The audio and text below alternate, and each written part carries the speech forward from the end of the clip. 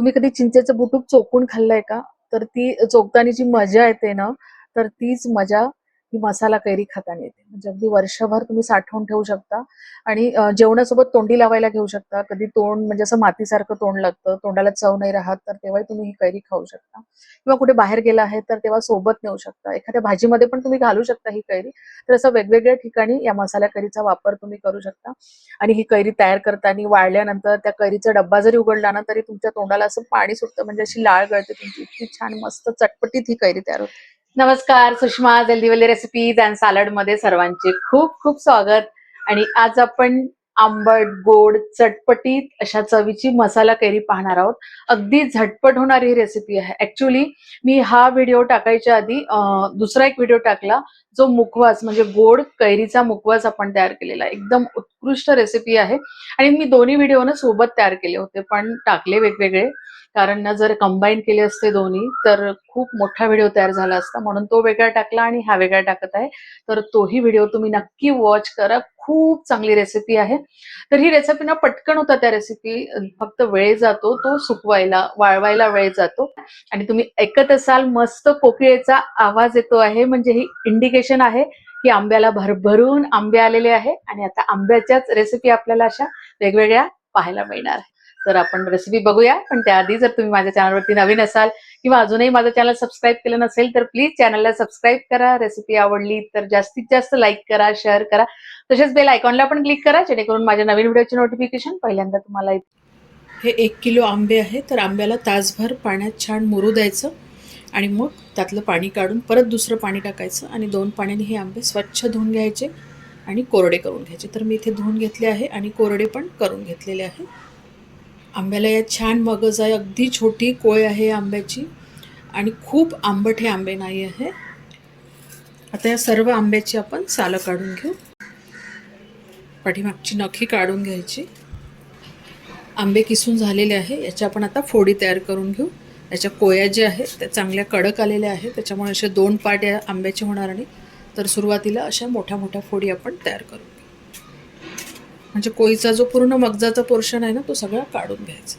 आणि तुम्ही बघू शकता हे कोईला थोडाफार पोर्शन राहतो, याच्या छोटे छोटे फोडी होतात, ते आपल्याला नको आहे. तर याला तुम्ही वाफवून याची कढी तयार करू शकता, हे वाया जात नाही याला. आणि हे मोठ्या मोठ्या पिसाचे आपण आता लांब लांब तुकडे करून घेऊ. अशा पद्धतीने लांब लांब असं कट करून घ्यायचं. ही मसाला कैरी तयार करण्यासाठी ना चांगली कडकवाली कैरी घ्यायची, सॉफ्ट घ्यायची नाही. नाहीतर काय होते, मग त्या कैरीला खूप पाणी सुटतं आणि मग ते लवकर सुकत नाही. आणि तुम्ही बघू शकता इथे आपले सगळे काप तयार झालेले आहे. आणि तुम्ही बघा हे अशा पद्धतीचे काप तयार करून घ्यायचे, म्हणजे खूप जाडही नको आणि खूप पातळही नको. त्याच्यामध्ये काही बेसिक मसाले घालून घेऊ. तर पोहे खायच्या चमच्याने 2 चमचे भाजलेल्या जिऱ्याचं पावडर, त्याच चमच्याने 1 चमचा मिरे पावडर, 3 चमचे काश्मीरी मिरचीचं पावडर, याच्यामुळे रंग खूप छान येईल,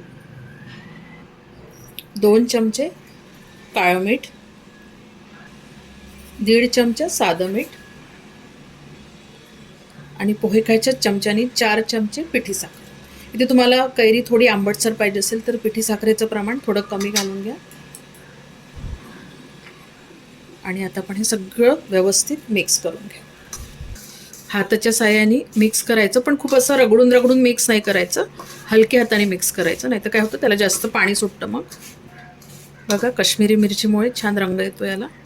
मसाला फोडीला सगळीकडे चांगला लागला की ते लगेच ताबडतोब न सुकवायला ठेवायचे. तर तुम्ही परडे असतात ना जे बांबूचे तयार करतात त्याच्यावरती ठेवू शकता, किंवा तुमच्याकडे नसेल तर ताटामध्ये तुम्ही ते सुकवायला ठेवायचे. तेल वगैरे लावायची गरज नाही. तर ह्या फोडी ना अशा थोडंसं अंतर ठेवून ठेवायचं, म्हणजे सगळ्या व्यवस्थित सुकल्या पाहिजे. आणि या फोडीने थोड्या जाडसर आहे, त्याच्यामुळे त्याला सुकायला वेळ जातो. कडक ऊन असेल ना तर म्हणजे 5-6 दिवस लागतात त्याला सुकायला, चांगले प्रॉपर सुकवतो म्हटलं तर. अशा पद्धतीने मी ह्या ताटामध्ये पसरवून घेतलेले आहे. जवळपास 3 ताटं मला लागलेली आहे सारख्या साईजचे. आता मी हे उन्हामध्ये नेऊन ठेवून देते, पण ऊन चांगलं कडक असायला पाहिजे. आणि सुकायला ठेवल्यानंतर ना तर संध्याकाळी जेव्हा आपण खाली घेऊन येतो ना तर तेव्हा रोज याला पलटवायचं, खालची वर आणि वरचे खाली करत राहायचे, म्हणजे ते प्रॉपर सुकतात दोन्ही बाजूनी आणि चिपकत पण नाही ताटाला. त्या कैरीला ना उन्हात सुकवून 4 दिवस झालेले आहे आणि तुम्ही बघू शकता सहज ही कैरी निघते. पण अजून 1-2 उन्हाळ्याला द्यावं लागेल, अशा पाहिजे तशा ह्या कडक झालेल्या नाही आहे. तर मी सारखी पलटवत होती त्याला, त्याच्यामुळे बघा हे सहज ताटाला चिपकत नाही आणि पटकन अशा निघतात. अजून मी याला चांगल्या 2 उन्हा दिलेल्या आणि आपली कैरी चांगली सुकलेली आहे बघा, सहज सगळी निघते आहे. आणि आता ही सगळी कैरी मी जमा करून घेणार आणि सगळ्या ताटातली काढून घ्यायची आणि एखाद्या डब्यामध्ये तुम्ही भरून ठेवू शकता आणि वर्षभर ही कैरी चांगली राहते. आपण या कैरीमध्ये वेगवेगळे मसाले घातले ना, त्याच्यामुळे याची चव जी आहे ती खूप चांगली लागते. एकदम चवदार आणि रुचकर असे तयार होतात. आणि तुम्ही बघू शकता कैरी जी आहे ती आपली चांगली वाळलेली आहे कैरी.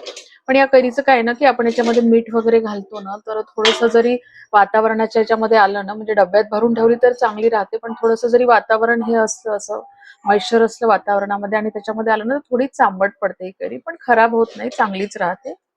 आता मी पण या कैरीला अशा छान मस्त स्वच्छ डब्यामध्ये भरून ठेवणार आणि पाहिजे तेव्हा आपण खाऊ शकतो. जेव्हा इच्छा झाली की असं काहीतरी चटपटीत खावं, तर ही कैरी खाताना मजा येते. आणि तुम्ही पण ही रेसिपी नक्की ट्राय करा आणि आवडली तर लाईक शेअर करायला विसरू नका. परत भेटूया अशाच एका छानशा रेसिपी सोबत. तोपर्यंत धन्यवाद.